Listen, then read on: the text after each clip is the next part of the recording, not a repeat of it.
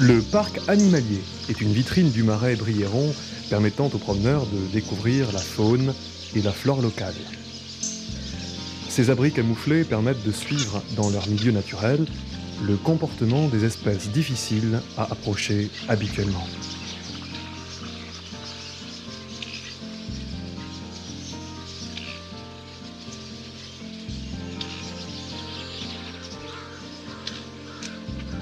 La maison de l'Éclusier est le complément indispensable du parc animalier. Transformé en musée, de superbes diaporamas retracent les grandes étapes géologiques et historiques du Marais.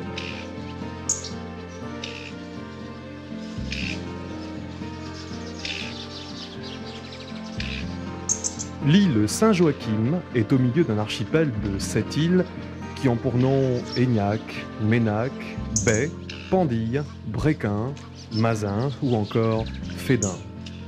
Pour passer d'île en île, il faut emprunter les ponts qui franchissent les canaux.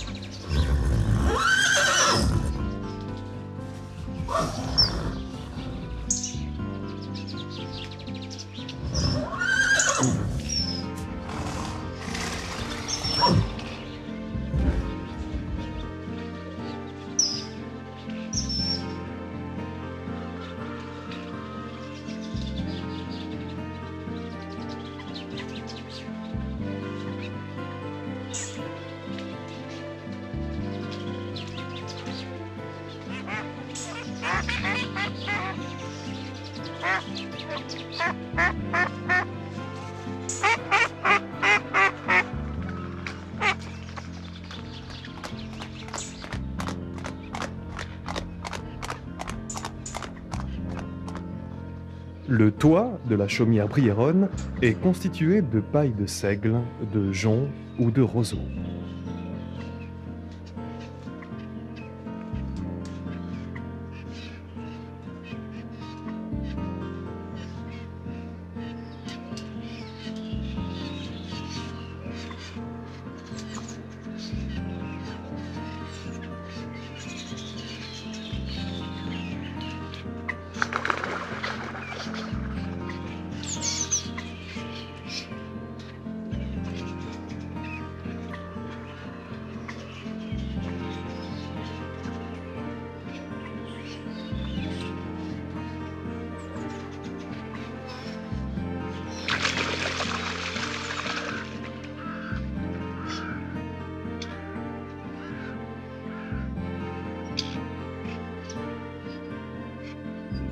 Eh ben, je me rappelle, j'allais avec mes parents, j'avais 7-8 ans. Alors on n'était pas bien fort, on n'en portait qu'une pour la mettre à chercher. Et tu te rappelles, Pierre, on déployait un sac. Oui, oui, avec une ficelle par le milieu, ben une petite corde, une mauvaise corde attachée. Qu'on mettait de façon, ça nous protégeait de l'humidité, mais on était quand même le soir, on était bien mouillé. Ah oui. Oui, oui. Et les mouettes étaient vaseuses, les mouettes étaient... Ah ben non, mais frais sortis, comme ça, ils sont toutes mouillées, il n'y a pas de doute. Quand on n'avait pas trop la force de les emporter, ben non. Ça te frottait, ça te partait partout, hein. Oui, oui, partout. C'était la nourriture de...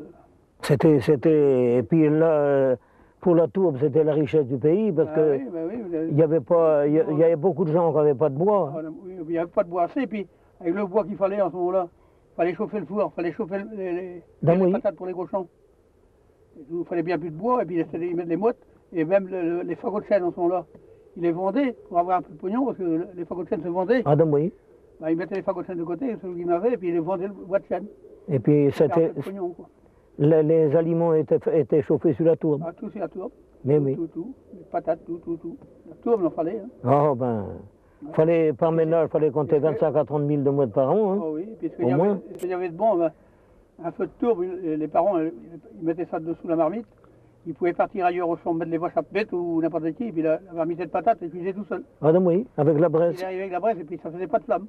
Presque pas de flamme, quoi. Parce que ça n'aurait pas mis le feu dans une maison comme du bois. Madame, non. Puis c'était commode à couper. Ah oui, surtout quand la brillante était à sec, voilà. Ben... Il n'y avait pas de parure. Non. passe pas, c'était la litière pour mettre dessous. C'est ça. Il fallait des fois aller loin pour en trouver, parce qu'il y avait moins de roseaux et de maquis qu'il y a maintenant, c'est pas pareil. Il y avait les gars un peu sur les buts, il y avait la litière. Oui. Les garçons, autour des buts. Oui. C'est ça qu'il fallait. Et en ce moment-là, il n'y avait pas les bosses de hèche, là. Pas de dioche comme ça. On appelle, le vrai nom, c'est du carex. C'est ça surtout qui a bouché la Brière. Et si ça continue les années de sécheresse comme ça, je ne verrai pas ça, mais dans 10-15 ans d'ici, la Brière sera couverte de saules et de bouleaux surtout. Alors le Jean est parti, il ne reste plus. Et maintenant, tu te rappelles quand on coupait ensemble, eh ben, on était plus facile en ce moment-là de faire 500 paquets à nous deux que d'en faire 25 aujourd'hui. 25 maintenant, oui. 25 tu ne les trouveras pas. On ne les trouvera pas. Non. Non.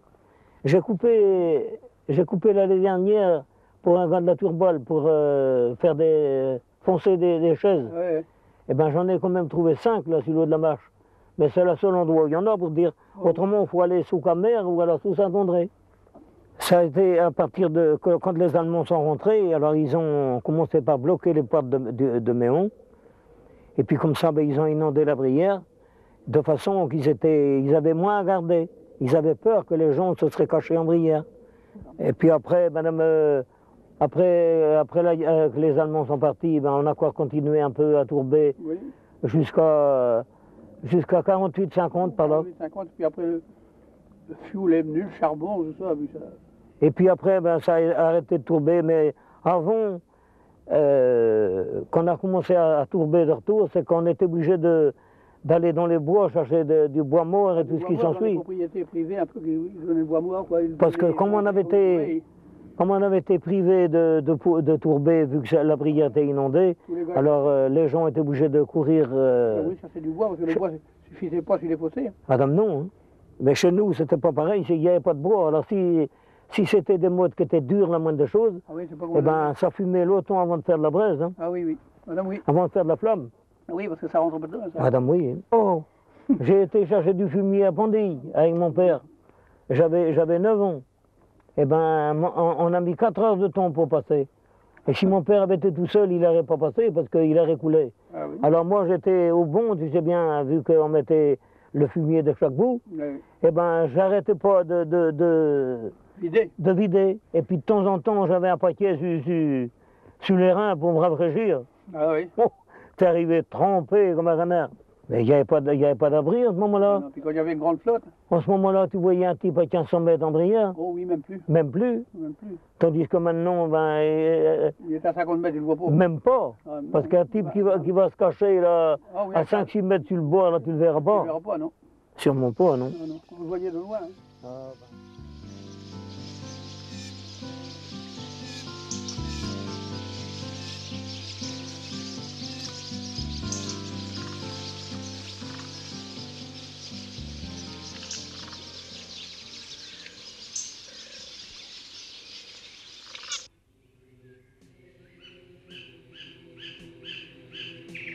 Le château de Ranquette, à 2 km d'Herbignac, fut construit en 950 par les Vikings. C'est le dernier des châteaux féodaux qui bordaient la Brière.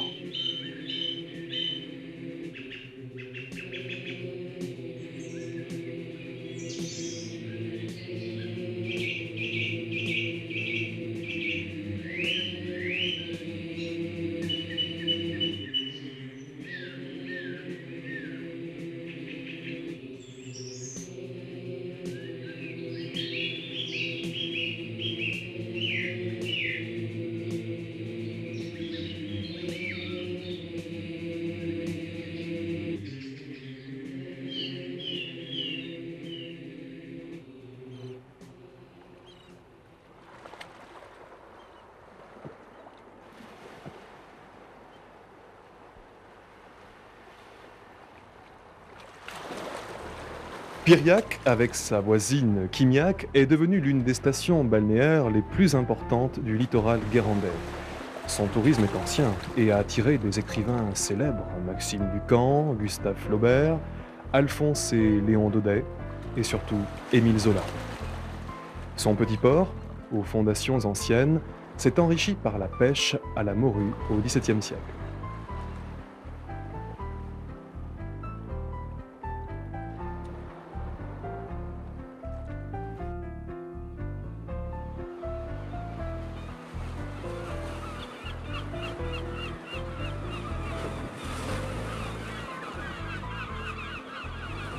L'essor du port de la Turballe est dû au développement de la pêche à la sardine au XIXe siècle. La Turballe est aujourd'hui le premier port de pêche de la Loire-Atlantique.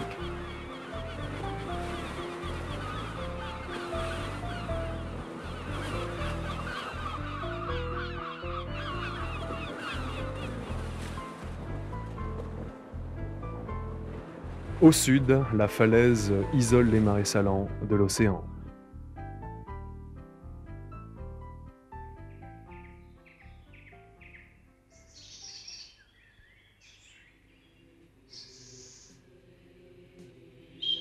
Du IXe siècle au XIIe siècle, la prospérité du pays se fonde sur l'exploitation et le négoce du sel récolté sur les marais salants. Guérande, par ses 2 kilomètres de remparts qui entourent la cité, lui vaut le surnom de Carcassonne de l'Ouest.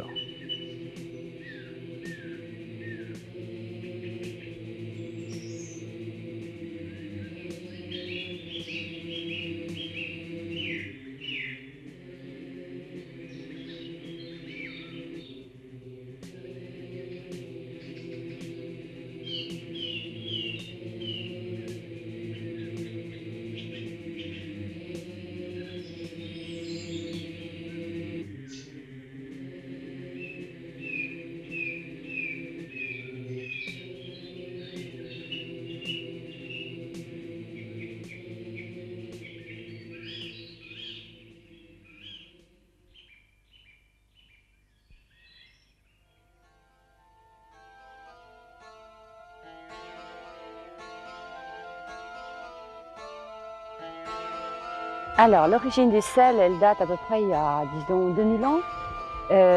C'est à l'époque où les Romains voyageaient, c'était des grands voyageurs. Et donc, quand ils ont parcouru les côtes de France, ils avaient besoin de, comme ils étaient commerçants, ils avaient besoin de conserver leur victuailles. Et donc, ils avaient besoin d'utiliser le sel. Et comme le sel est un conservateur, ils ont donc utilisé à l'endroit où ils passaient le sel de la mer. Et ils ont donc apporté la technique qu'ils avaient. Et donc cette technique est restée. Et ce sont des moines de Redon, dans notre région, qui ont repris cette technique et qui ont donc élaboré et construit ces salines. Disons que ce qu'il y a de très important dans notre région, surtout sur nos salines, c'est que cette évaporation, elle ne va pas se faire tout de suite. Et c'est comme je vous expliquais, il faut d'abord qu'il y ait une grande surface de chauffe et une grande surface où l'eau va courir. Il faut qu'il y ait du vent et du soleil. Et plus l'eau va courir et plus elle va chauffer, elle va mettre du temps et là on va obtenir un sel, une belle cristallisation. Un œillet, ça se trouve au centre de la saline. C'est le petit carré que vous voyez, qui sont au centre là, et qui font 7 mètres sur 9. Hein. C'est l'endroit, c'est la surface de récolte, c'est là qu'on va récolter le sel. Et tout le reste de la superficie de la saline est seulement pour faire courir l'eau et la réchauffer. Le plus important et la particularité de nos salines, c'est l'argile. Et c'est elle qui va activer, qui va réchauffer l'eau et qui va, disons, apporter les propriétés au sel. Parce qu'elle est très chargée d'oligo-éléments. Et c'est grâce à cette argile qu'on va obtenir un sel qui va être très riche également. Commencer à le récolter juin jusqu'à septembre. Mais on est tributaire du climat et du temps. Et quelquefois, on peut avoir des très grosses saisons, comme on a eu depuis, disons, 89, où on a commencé en mai jusqu'en septembre. Et puis d'autres années où on va récolter peut-être un mois dans l'ensemble. Hein, on va récolter 3 jours et puis après il va pleuvoir. C'est très aléatoire, ça dépend du temps. Hein. Et puis l'hiver, on va plutôt faire du travail au niveau de nettoyer, de refaire les ponts. On a tout un travail d'entretien. Hein. Alors ce sel, donc on peut récolter par exemple sur une saline comme celle-ci, une bonne saison, je peux récolter 2 tonnes par jour de sel que je vais stocker sur mon traînet, l'espace qui est derrière vous. Et alors ce sel ensuite, eh bien, nous sommes producteurs indépendants, donc nous allons le commercialiser à notre manière, c'est-à-dire que nous avons des débouchés. D'abord un premier débouché qui est, disons, un apport régulier tous les mois, c'est-à-dire qu'on le vend dans 2 grandes surfaces qu'on a, ce qui nous fait un apport régulier. Et puis autrement, on a choisi les ouvertures des marchés bio, des salons, tout ce qui est écologique, tout ce qui est intérêt de la nature. Et donc nous faisons un petit peu toute la France pour faire connaître notre métier, nos traditions et faire connaître ce produit qui est bon, quoi. Et c'est une passion, alors on a envie de la transmettre. Mais c'est un métier très riche parce qu'on a appris aussi une liberté. On a appris à se créer soi-même, à se forger vis-à-vis des autres, à s'assumer. Mais la nature nous montre que c'est très possible, la preuve. On en est là aujourd'hui.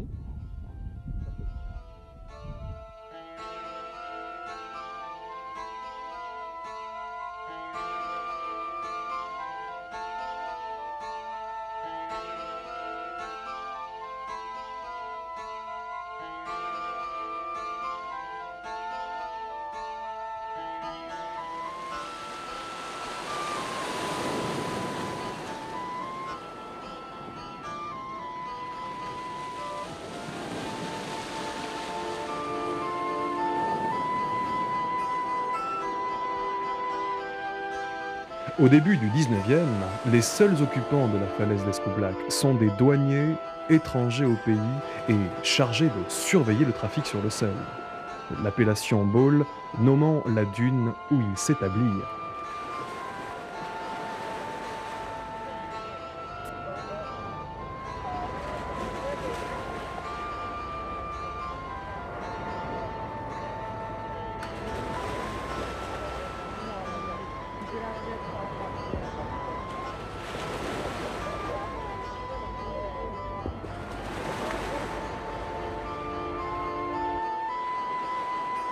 Ce n'est qu'à l'arrivée du chemin de fer à Escoublac le 11 mai 1879 que commence vraiment l'ouverture de la station balnéaire.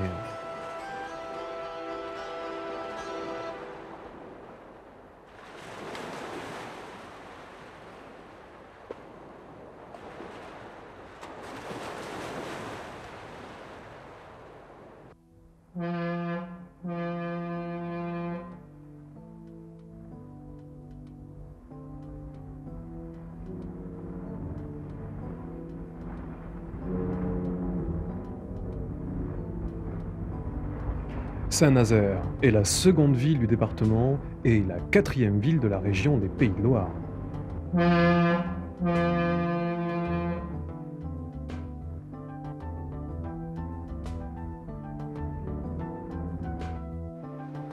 En 1955, les 2 chantiers de l'Atlantique se confondent pour devenir les actuels chantiers de l'Atlantique.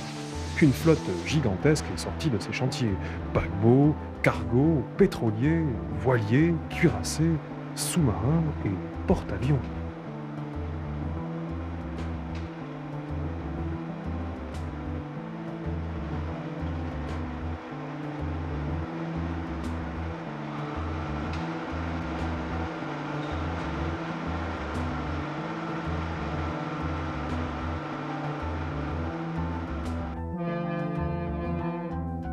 À la sortie de la ville, à l'emplacement du bac qui reliait Saint-Nazaire à Mindin, le pont de Saint-Nazaire enjambe l'estuaire de la Loire, le plus beau pont d'Europe et le plus long de France.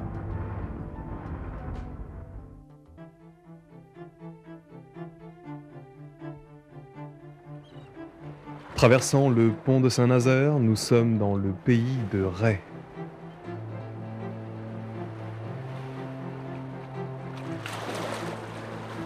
Côté mer, sable fin à Saint-Brévin-les-Pins.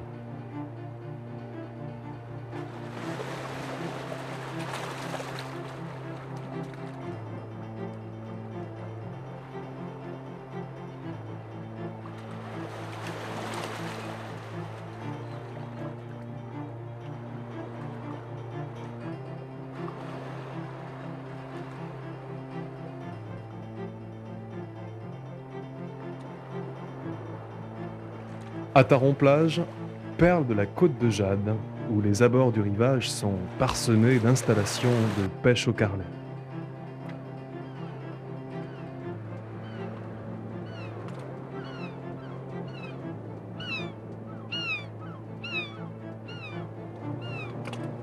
Côté Loire, les chantiers de construction de bateaux, comme ici à Paimboeuf.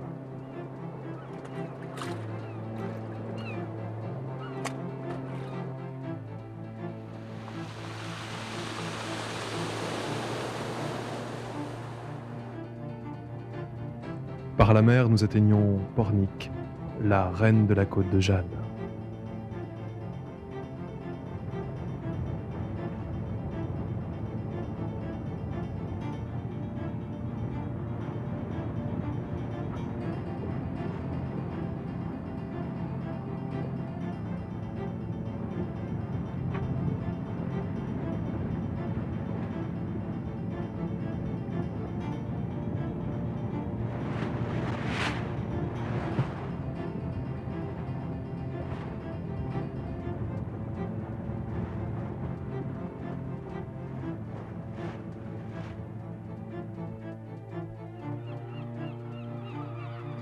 Le vieux port de pêche offre une vue agréable sur l'anse de Pornic.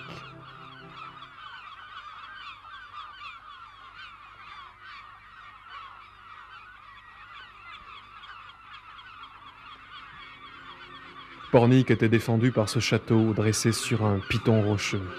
Bâti en granit, remanié au XIIIe et XIVe, il fut la propriété de Gilles de Rais.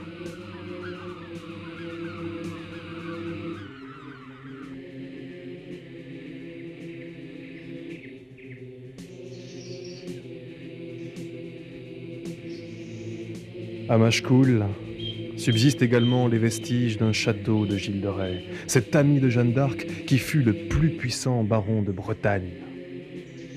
Plus connu sous le nom de Barbe Bleue, il tente sur les conseils de magiciens de fabriquer de l'or avec le sang de jeunes enfants. Son procès devait révéler le martyre de plus de 200 enfants enlevés dans les villages avoisinant ces châteaux. Il mourut sur le bûcher de Nantes en 1440, à l'âge de 36 ans.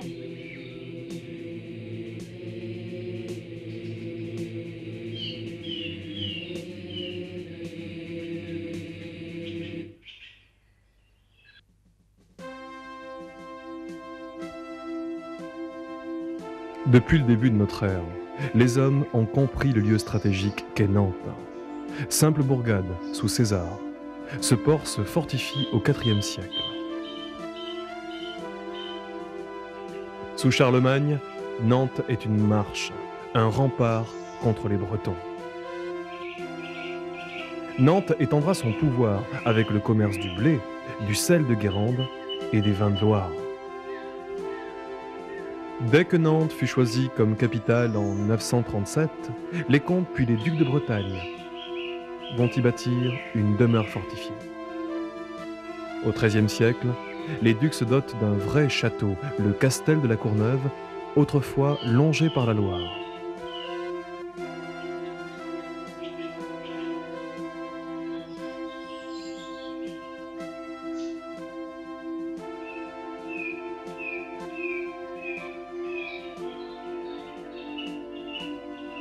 C'est ici que naît, le 26 janvier 1477, Anne de Bretagne, qui poursuivra les travaux d'embellissement de cette résidence devenue princière.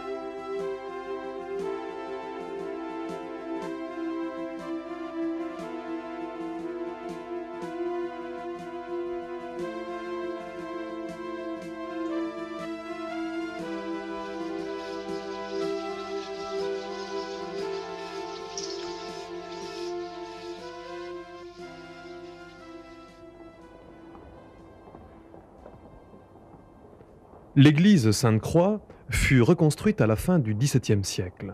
Son étonnant beffroi fut rajouté en 1860.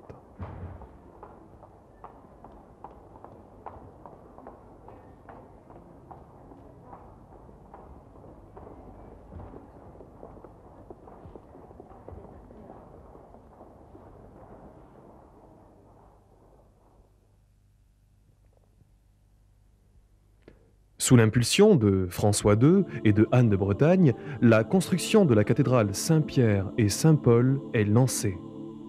Les clés de voûte sont plus élevées que celles de Notre-Dame de Paris.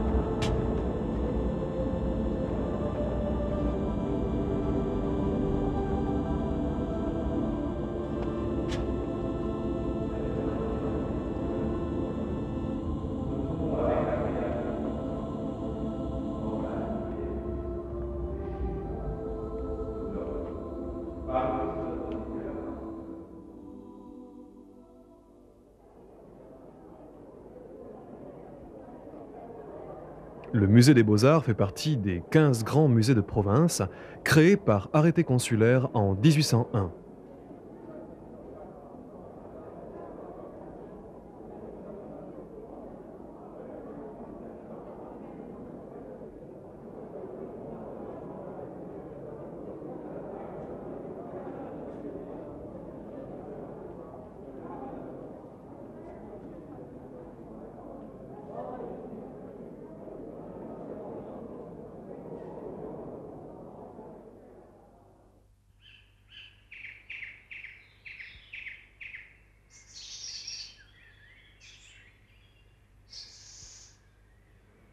Dans le jardin des plantes, magnolias et camélias. Son tracé est à l'anglaise, avec allées sinueuses, points de vue et pièces d'eau.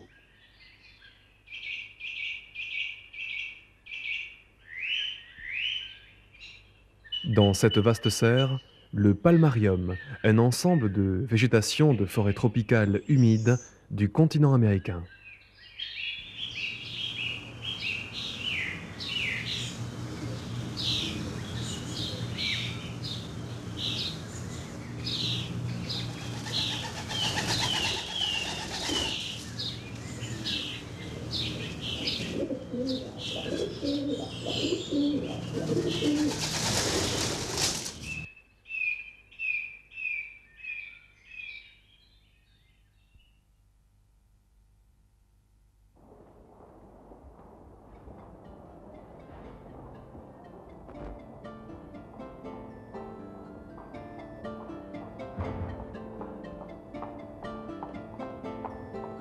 Inauguré en 1788, le théâtre Gralin. Ce théâtre vit sa salle ravagée par un incendie en 1796. L'imposant portique de 8 colonnes corinthiennes est surmonté de 8 muses drapées à l'antique.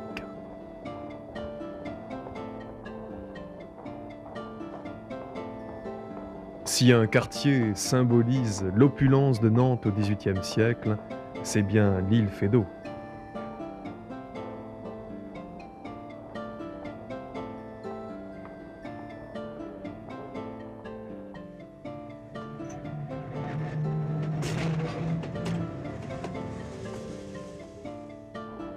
Ce lieu doit son nom à un ancien terrain marécageux. Dans cet alignement de maisons d'armateurs se glissent à intervalles réguliers de sombres ruelles où les marins se rendaient jadis à leur bistrot.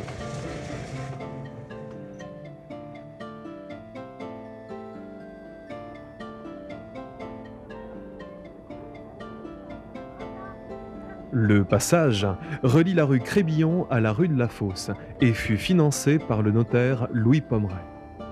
La partie centrale offre une vue sur les 3 niveaux de galerie. Sous la protection de la statue Sainte-Anne, une maison cossue du XIXe siècle abrite un petit musée consacré à Jules Verne.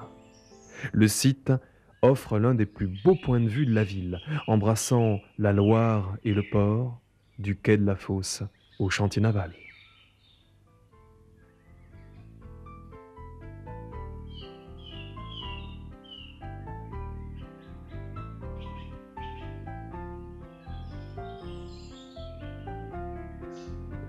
L'Erdre nantaise, affluent de la Loire, est l'une des plus belles rivières de France. Au bord de ces rives se succèdent bassins et plans d'eau. Le cours de l'Erdre remonte jusqu'au canal de Nantes à Brest.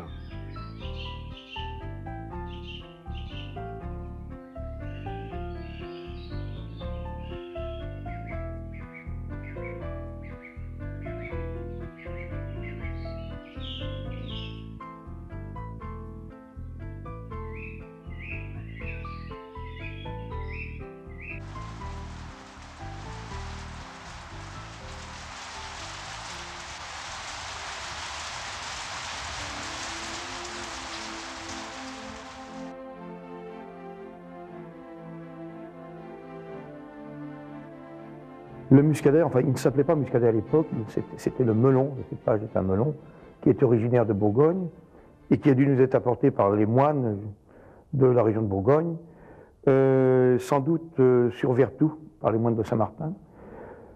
Ce cépage avait mieux résisté que les autres au gel et depuis quelques années faisait le meilleur vin. Donc les vignerons de la région préféraient replanter à partir de ce cépage pour avoir un excellent vin blanc sec, celui qu'on connaît aujourd'hui. Et dès la fin du XVIIIe siècle, nous avons entendu parler de muscadet. Il a commencé à se propager, à se vendre sur la région bien sûr nantaise, en Bretagne et à Paris bien entendu. Les Hollandais sont venus aussi l'acheter dans cette période. Aux environs de 1900, c'est-à-dire un peu avant, 1893-95, nous avons subi une attaque de phylloxéra très grave et la totalité du vignoble a été une nouvelle fois détruite. Et là encore, le muscadet était le premier cépage replanté et replanté dans les proportions les plus importantes. Il y avait autrefois 2 tiers de muscadet, 1 tiers de gros plants sur la région, au début du siècle, à la fin du siècle dernier tout au moins. Aujourd'hui, les proportions sont un peu différentes parce que nous avons environ 12 000 hectares de muscadet et 3 000 hectares de gros plants. Chez nous, l'association terroir-climat, ce climat océanique remarquable que nous avons ici, permet à ce terroir aussi, un peu particulier, parce que nous sommes ici sur les derniers contreforts du massif armoricain, ce qui me fait dire que le muscadet est un vin breton, typiquement breton, puisqu'il est sur un sol breton. En fait, l'association est quasi parfaite et convient, et c'est la plus belle association pour ce cépage melon que l'on puisse connaître. C'est aussi un vin unique, puisque récolté seulement sur notre région, il n'a pas d'imitation. Personne ne l'imite. On ne plante pas de melon en Afrique du Sud, ni en Australie, ni en Californie, où il y en a peut-être pour des essais, mais très peu. Et même si on en plantait, il serait absolument impossible de faire du muscadet. Parce que le cépage d'une part, l'association terroir-climat d'autre part, ne se trouve que dans notre région. Donc lorsqu'on veut consommer du muscadet, on est obligé d'acheter du muscadet ici à Nantes. L'entreprise muscadet fait vivre certainement plus de 15 000 personnes directement à travers les vignerons, les négociants, leurs employés et les professions paraviticoles. 15 000 personnes, c'est très important pour ce secteur sud du département de Loire-Atlantique. Parallèlement à cela, le muscadet, c'est une puissance économique, puisque le chiffre d'affaires du muscadet est énorme. Le muscadet, c'est 100 millions de bouteilles. 100 millions de bouteilles à l'année, dont près de la moitié sont vendues actuellement à l'exportation. Donc, au niveau des devises, le muscadet n'est pas un élément négligeable pour la rentrée de devises pour notre région, pour la France. Alors, la saison viticole commence le 1er novembre. Aussitôt après les vendanges, le vigneron commence là son premier travail de saison, c'est le taillage. Le taillage commence début novembre et se termine début avril, 15 avril, quelquefois un peu plus tard, en fonction du temps qu'il a pu faire dans l'hiver et des disponibilités du vigneron. Mais pendant 5 mois et demi de l'année, le vigneron est dans ses vignes, le sécateur à la main, pour tailler. Et nous avons tout l'été, tout le printemps et tout l'été, la protection du végétal qu'est la vigne, combattre les maladies que sont souvent le mildiou, l'oïdium, les vers de la grappe. Vous savez que les attaques ne manquent pas au niveau de ce végétal qu'est la vigne. Nous arrivons tout à fait normalement, début septembre ou mi-septembre, vers les vendanges. Alors les vendanges se font pratiquement à moitié aujourd'hui à la main et l'autre moitié se fait mécaniquement. La différence étant souvent les structures d'exploitation plus ou moins importantes et puis les décisions du vigneron qui préfère ou la vendange mécanique pour des questions de rapidité et de qualité ou la vendange manuelle pour des questions de tradition et de qualité également. Donc aujourd'hui, personne ne peut dire qu'une méthode est meilleure qu'une autre, chacun choisit en fonction de sa situation propre. On en arrive donc au travail de vinification qui se fait dans nos caves, souvent en cuve souterraine, c'est traditionnel, cuve inox, et en fût encore, ça existe encore un petit peu, de moins en moins. Si nous avons une évolution spectaculaire des ventes de muscadet, c'est tout simplement parce qu'on a chassé, gommé de l'esprit du consommateur, cette image de vin de comptoir de petite qualité, de bas prix. Nous avons aujourd'hui un muscadet qui est à un très bon niveau de qualité et qui s'améliore régulièrement. Grâce à quoi, bien sûr? À la qualité du cépage et l'association terroir-climat, bien entendu, mais aussi à la qualité du vigneron. Les vignerons sont des gens qui ont une formation technique de très beau niveau, de très haut niveau, je dirais, dans notre région. Nous avons une école qui forme la quasi-totalité de nos vignerons, qui est l'école de Briassé. Et aujourd'hui, la quasi-totalité des gens sortent de cette école avec un bac technique, voire un BTS. Donc nous avons des gens qui techniquement sont forts et capables d'assumer sur le terrain et de faire les meilleures qualités de vin. Puis nous avons aussi un négoce extrêmement dynamique. Une trentaine de négociants sur la région commercialisent 80% de nos muscadets. Et c'est cet ensemble-là, cet ensemble de négociants qui nous a permis de vendre du muscadet pratiquement dans tous les pays du monde aujourd'hui. Alors, à mon avis, le muscadet, grâce à la qualité de ses vignerons, grâce à la qualité de son terroir, grâce au dynamisme de son négoce, sera certainement, à terme, à court terme, dans mon esprit, c'est le vin du XXIe siècle. Ce sera le grand vin du XXIe siècle.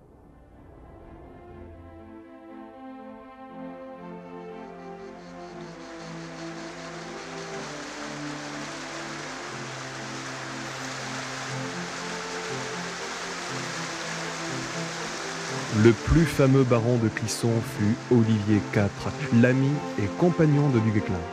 Célèbre par son coup de hache, il est surnommé le boucher par les Anglais.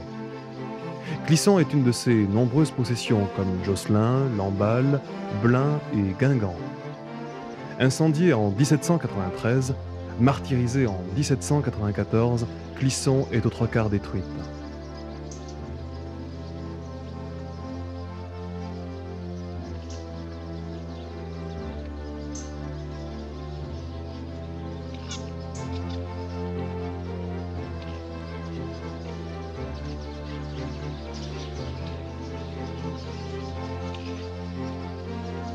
L'église Saint-Jacques est l'un des seuls édifices à ne pas avoir brûlé. Grâce aux initiatives des frères Cacot et de Frédéric Lemot, la ville est reconstruite à partir de 1797 et agrémentée de constructions leur rappelant l'idée.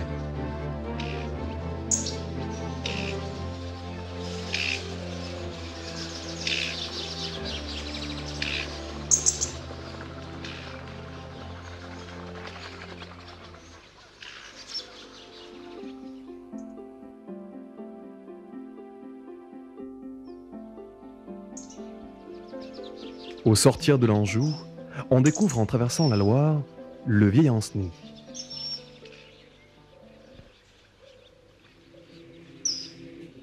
Place du Pont, se dressent les ruines du château.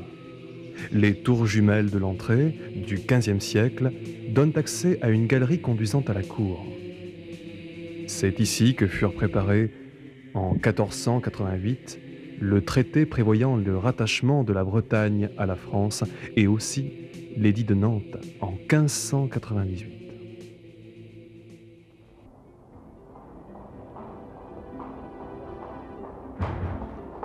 Les halles, qui datent de Napoléon III, furent rénovées en 1985.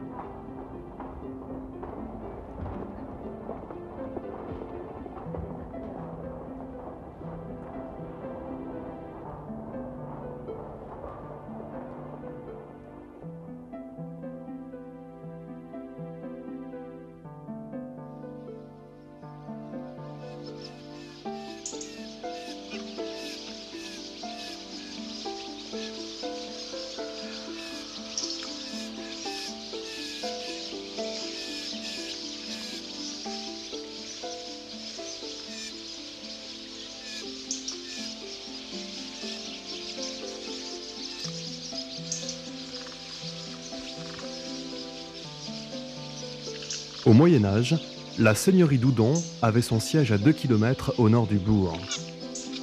Quelques ruines dominent encore la rive gauche du Havre, dont la tour octogonale de 40 mètres.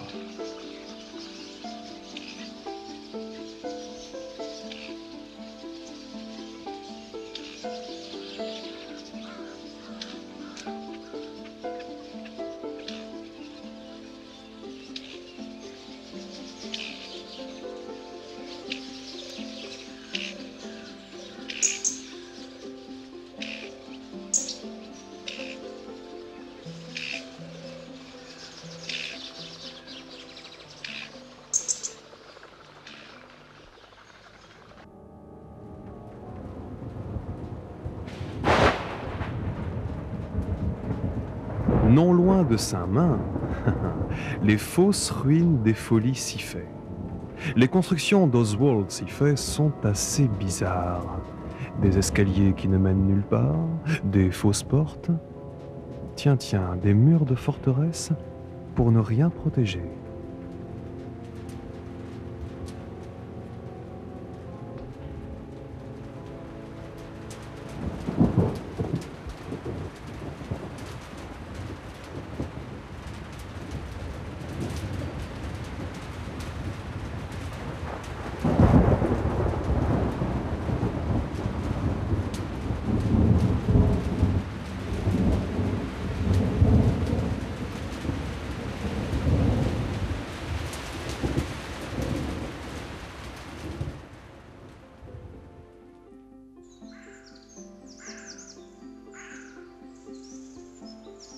Perché au-dessus de la Loire, le superbe château de Clermont de style Louis XIII.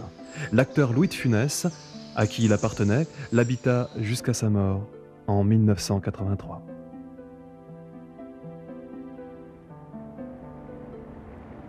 À partir de 1993, nous ne verrons plus beaucoup de ces péniches.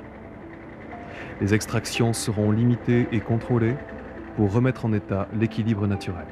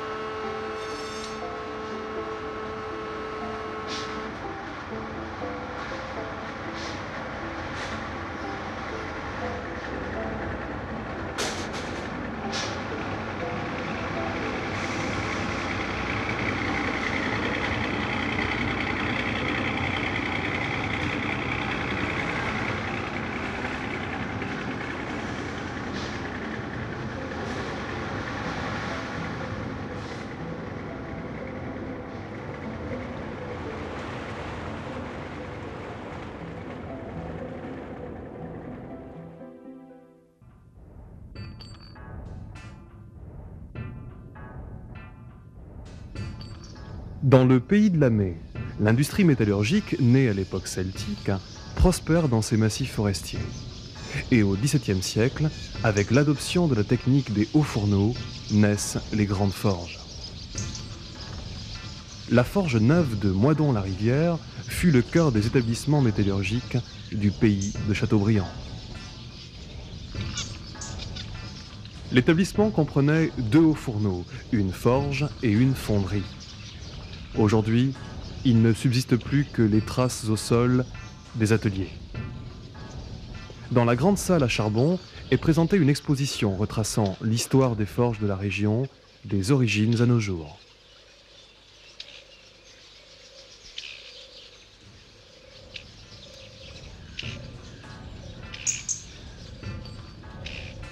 À 2 pas, à Herbray, au lieu-dit La Ferronnière, près de l'usine de carbonate, s'élèvent des bâtiments plus que centenaires, 7 fours à chaux anciens. Jusqu'au début du siècle, ils employaient 300 ouvriers.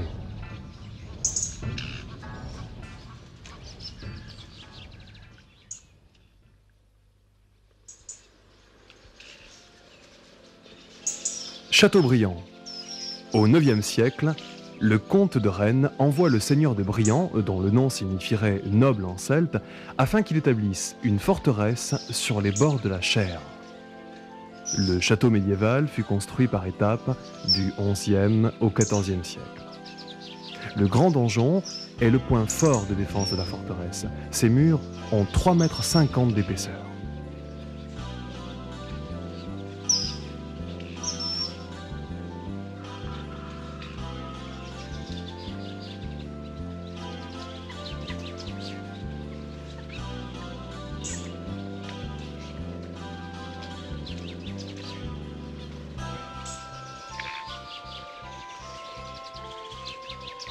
Le château Renaissance est adjoint à l'ancien château et évoque les châteaux de Loire.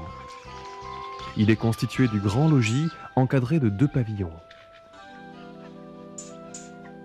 Vous pourrez apprécier les marches du grand escalier en schiste bleu.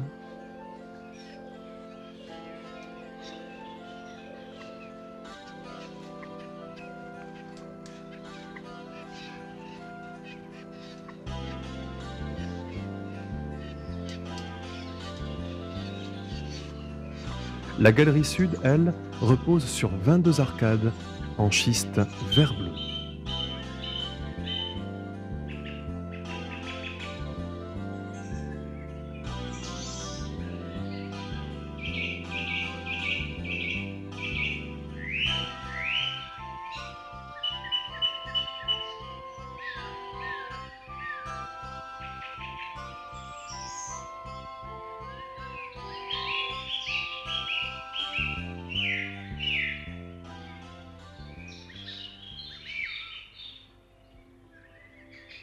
La tour, qui surmonte la croisée du transept de l'église Saint-Jean-de-Bert, date de la fin du XIXe siècle.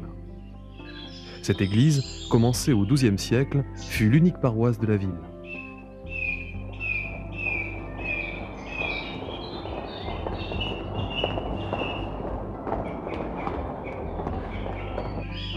La maison de l'Ange du XVe siècle porte un médaillon de schiste en souvenir de Sophie Trébuchet, mère de Victor Hugo. La ville ancienne, qui s'étendait à l'ouest du château, a perdu sa ceinture de remparts. Il subsiste la Porte Neuve, dont l'étage servit d'hôtel de ville du XVIe siècle à la Révolution.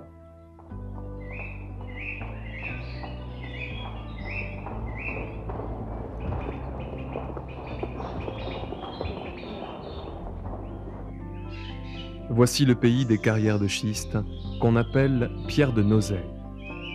Région spécialisée dans la production de balis, ces dalles de schiste qui servaient de séparation entre les champs et dans les fermes. Ces dalles servaient aussi à la construction de hangars ou de refuges pour animaux. La pierre a été également utilisée en architecture, encadrements et croix.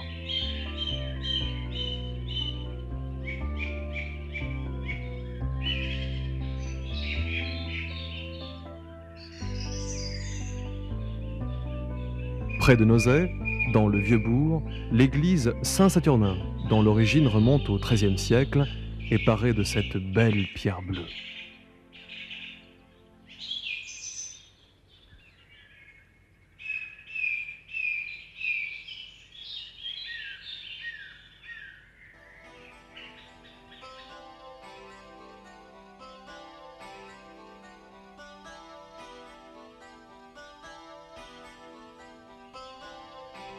Nous voici au pays des Trois-Rivières. La forêt du Gavre et celle de la Grovelay sont les survivantes de ce pays autrefois couvert de forêts ou de landes.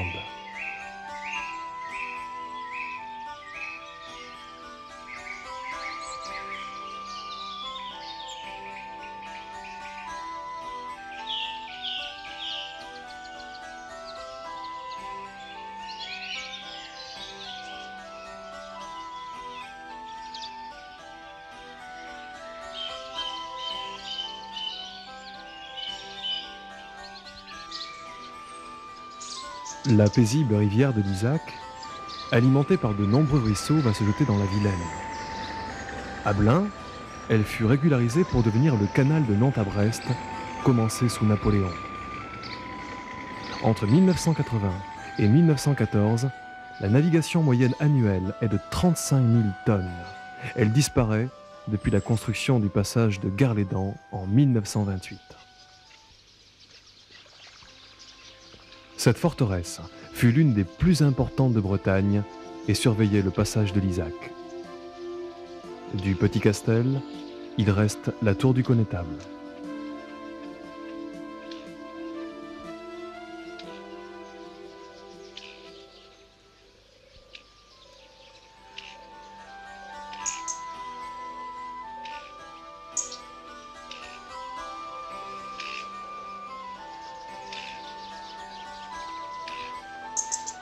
Dans le bourg de Missillac, dans un cadre magnifique, se dresse l'ancienne résidence des barons de la Roche-Bernard, le château de la Bretèche.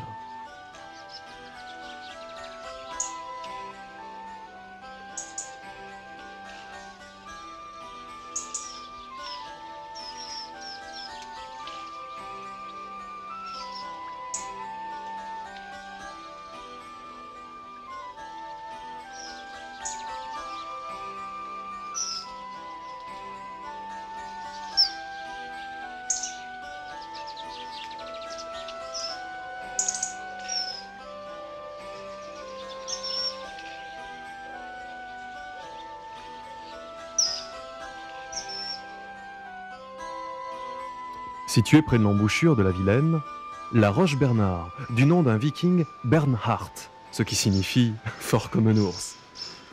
La Roche-Bernard est un passage obligé par terre ou par mer pour qui voulait sortir de Bretagne par le sud.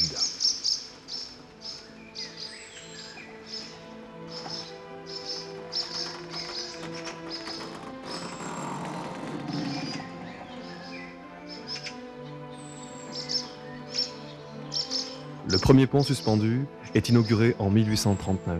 Le deuxième, miné par les Allemands en 1944, s'effondre dans la rivière. Celui-ci date de 1959. De l'autre côté de la Vilaine, le Morbihan. Mais ceci est déjà une autre histoire.